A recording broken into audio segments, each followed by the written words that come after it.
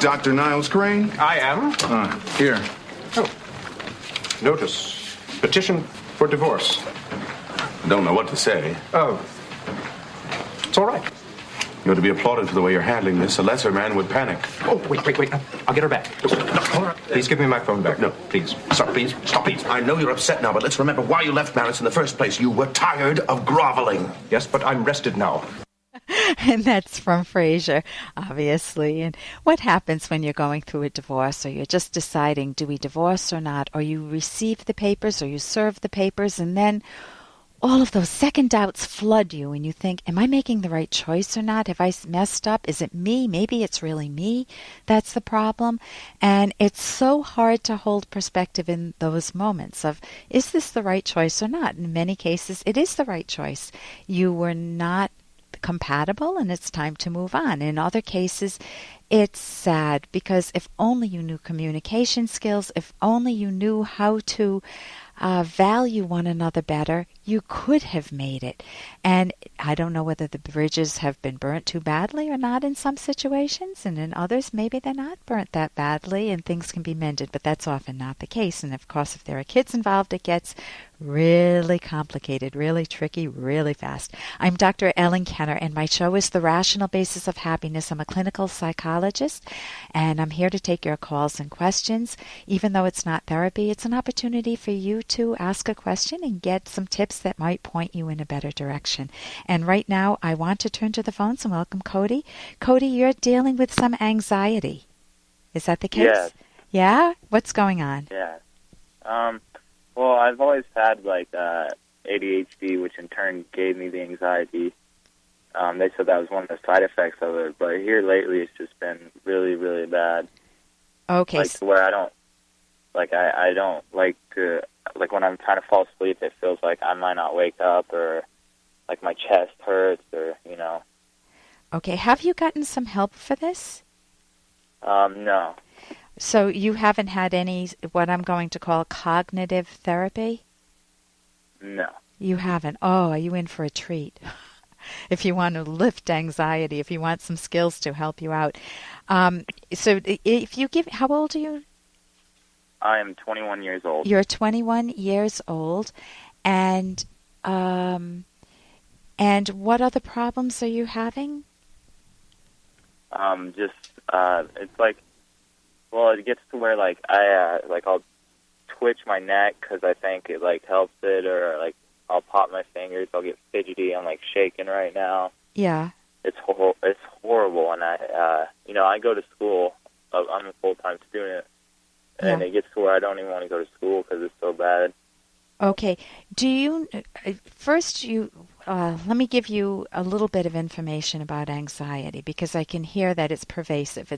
If it's affecting school and it's affecting you right now and it's affecting your sleep, then kudos to you for making this phone call, because that took courage, right? Yeah. So good for you. Anxiety stems from two main sources. One is from your ideas that you're uncertain. You don't know what's happening to you, and anxiety is the feeling of, I need to act, and I'm uncertain. I'm unsure of myself. And sometimes you have conflicting ideas.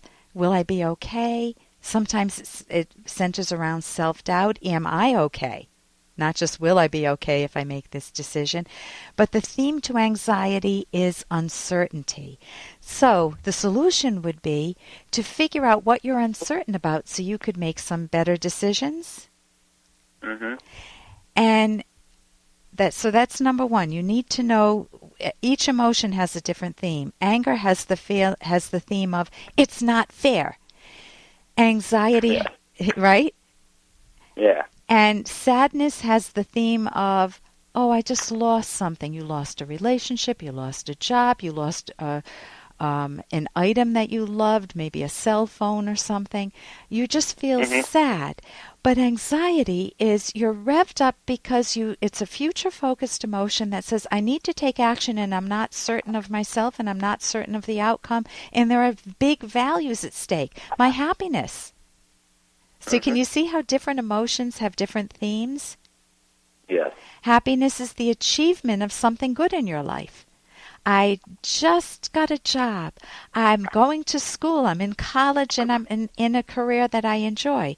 So cognitive therapy would teach you the thinking skills that the thoughts you're having actually lead to your emotions.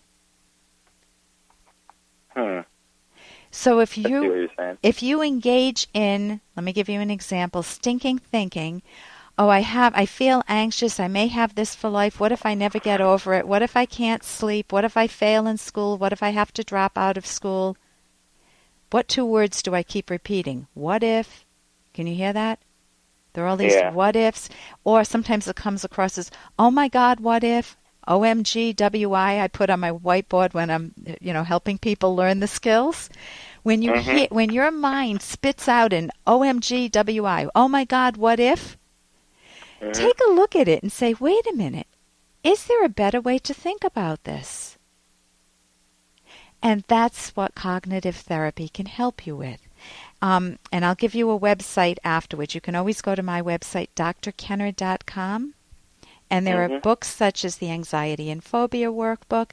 If you want to find a therapist in your neck of the woods, there's Academy of CT.org, cognitive-therapy.org, and you can just plug in your zip code or your information, where you live, and they'll give you cognitive therapists in your area. I want to give you a second point.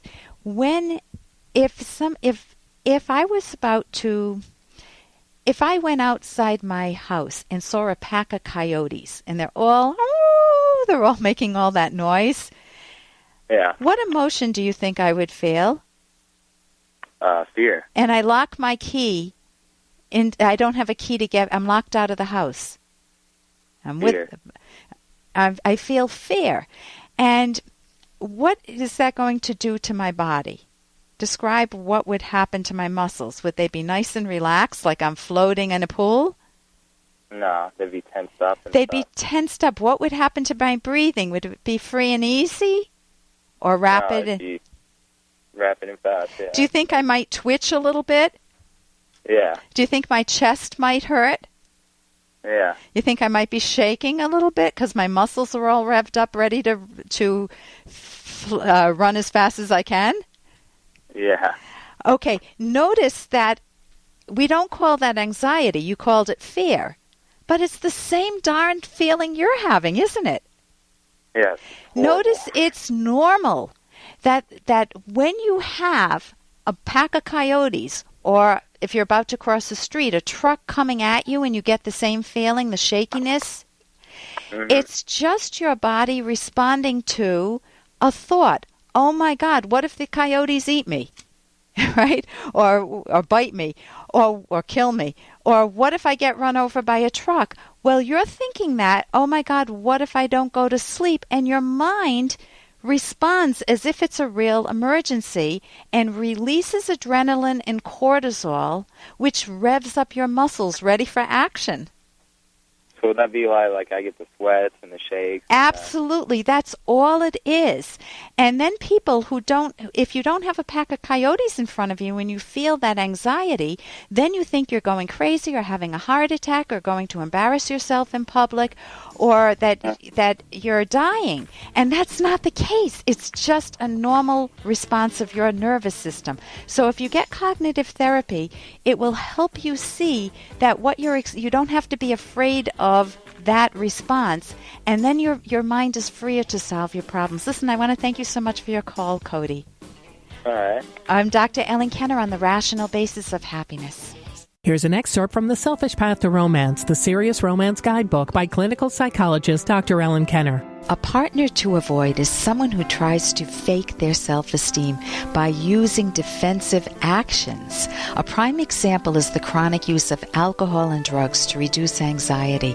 Getting high temporarily blurs the pain and may even yield the illusion of pleasure, but such jolts lack the quality of pleasure based on actual achievements and do not lead to action that would remove the real cause of the pain.